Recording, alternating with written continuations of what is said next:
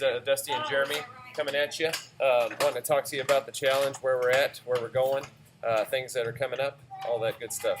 So, Dusty, let's talk about the past 3 weeks, or we're into the third week of the challenge.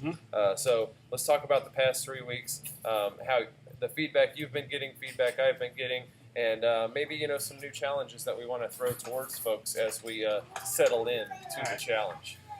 Yeah, so I've heard a lot of good reports from people, a lot of people that are doing paleo, maybe for the first time, and paleo zone, definitely a lot of people for the first time trying out the zone thing. I've heard from several people that are doing paleo zone that their performance and their WODs has gone through the roof, and that's great. That's one thing that zone is very good about, is your see your performance go up.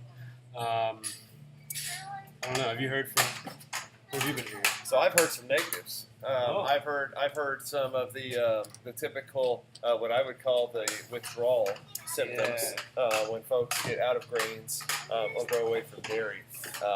Several folks have said, I'm just sluggish. I don't have a lot of energy. I come into the workout and I just don't have a lot of energy. My carbs and it's just like that shock factor. But the good news is those same folks, after about a week, come back to me and say, wow, I'm actually feeling really good. I'm having a lot of energy. Well, we have had a couple of folks who've come up to us who have said, I still don't have a lot of energy when I take grains out. And so to those folks, and I've had those conversations with y'all, you're not alone. There is more than one. You know who I'm talking to. But if you haven't talked to me about that, and you're having that issue with the fact that you already have a high metabolism and you tend to burn stuff off fast, spinach and fruit is really hard. Vegetables and fruit is really tough as far as getting quick energy, carbohydrates out of that. So look at a long chain carbohydrate like a sweet potato. Okay, when we're talking about energy that sustains itself, right? So when we take in a quick shot of energy, say like an apple, right? A lot of fructose in that. We're gonna have a quick response, but then we feel sluggish about an hour later. Why? Because it's got a lot of it's a natural sugar, but it's a sugar, right? It's a lot of fructose, about 50% fructose, 50% glucose in that, and we're not going to get that long, lasting feeling of fulfillment or feeling sated. And also, your energy stores, your glycogen stores, are going to be lower in the end by just having that apple. Now, if I had that apple 10 minutes prior to the workout, that's probably a good thing. But if I had that apple 2 hours prior to the workout, that thing's long gone prior to getting, prior to working out. So think about more of a long chain carbohydrate, more of a complex carb, if you will. Sweet potatoes, any type of root is definitely a way to go on that. Post-workout, another thing, folks are like, I have my Progenics, I have my Stronger, Faster, Healthier shake, and then I'm just hungry, I'm starving, it's not enough, and I feel sluggish, right? Once again, more of a long chain carbohydrate. Now, if your volume's there, your metabolism's there, this is good for you, right?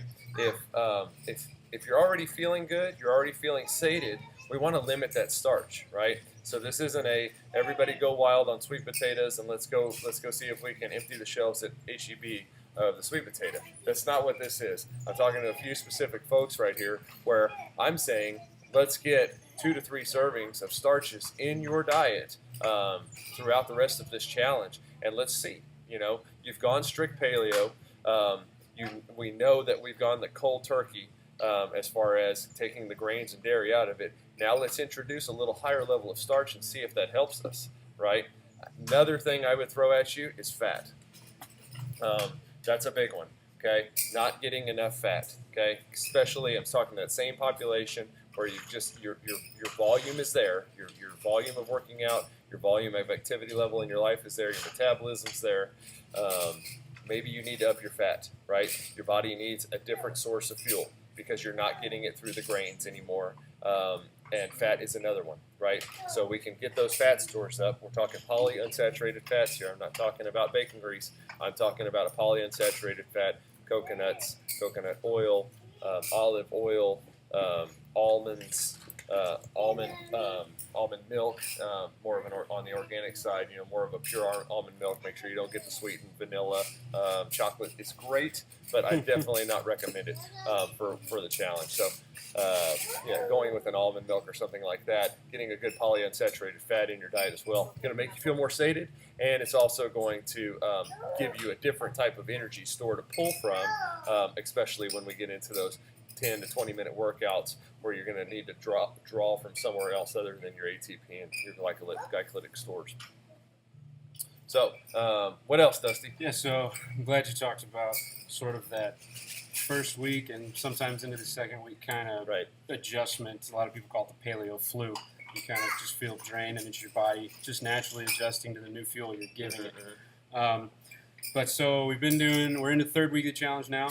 Hopefully everybody's getting kind of comfortable with whatever they're doing, whether you're doing all paleo or paleo zone. So this is a really good time, especially if you're not seeing maybe the body comp changes that you're hoping for. This is a really good time to kind of ramp it up a little bit maybe. If you're just doing your paleo, then throw in some zone here and there as much as you can. Now that you're comfortable with that paleo, throw in some zone.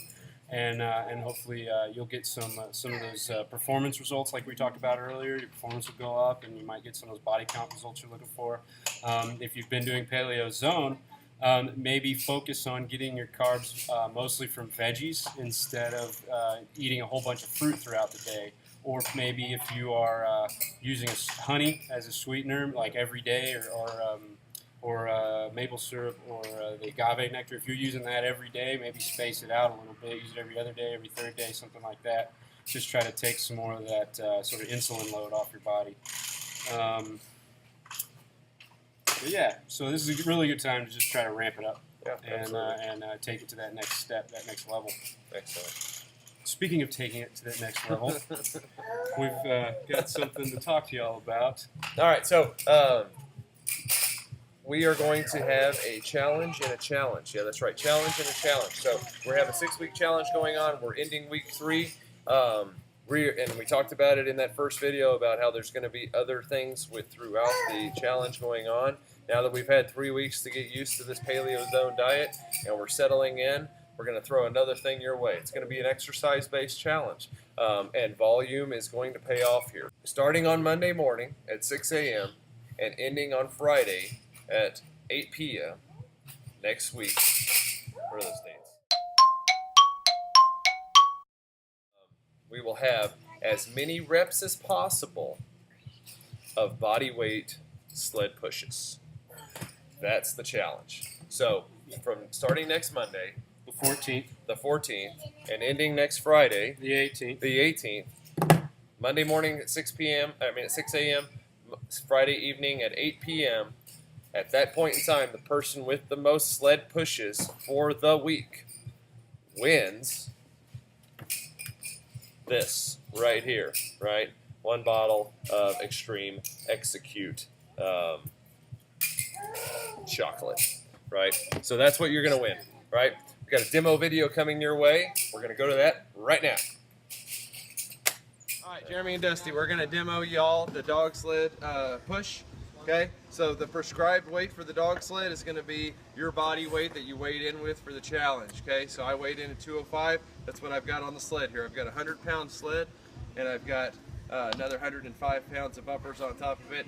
Dusty has got 215 pounds. The dog sled push is down and back, so it's a 50-meter push. 25 meters out, 25 meters back. Ready, Dusty? Ready. 3, 2, 1, go.